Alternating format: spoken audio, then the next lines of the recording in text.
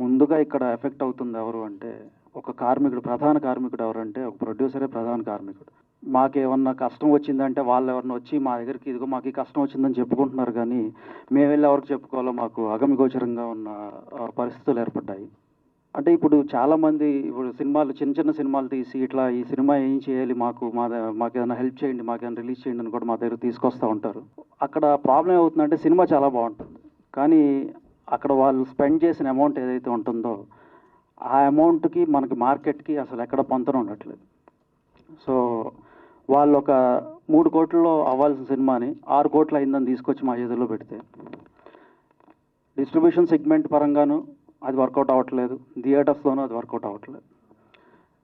So, ఇది not just about producers also. అంటే ఇది ఒక క్యాస్కేడింగ్ ఎఫెక్ట్ లాగా అందరికీ ఎఫెక్ట్ అవుతున్న పరిస్థితి ఇవాళ ఏర్పడింది. ఇవాళ రూ. 1,00,00,000, 2,00,00,000 అవ్వాల్సిన సినిమాలు 7, 8,00,00,000, 12,00,00,000, 14,00,00,000కి వెళ్ళిపోతుందంటే ఆగట్లేదంటే మనం అర్థం చేసుకోవాల్సింది ప్రధానంగా ముందు మనం ఇలాంటి కాస్ట్ కంట్రోల్ చేసుకుంటూ వెళ్తేనే మనం ముందుకెళ్ళే పరిస్థితి ఉంది. అంటే ప్రొడ్యూసర్ అనేవాడు ఒక తండ్రి లాంటి వాడు. ఒక తండ్రికి ఒక కష్టం వస్తే పిల్లలు నిలబడాల్సిన పరిస్థితి. కానీ ఇవాళ ఆ పిల్లలే అటువంటి పిల్లల స్థానంలో ఉన్న వాళ్ళందరూ కూడా మీరు పోయినా పర్లేదు, మేము మాత్రమే ఇక్కడ ఉండాలి అనే పరిస్థితి తీసుకొస్తే అది ఏమాత్రం సమంజసం కాదు.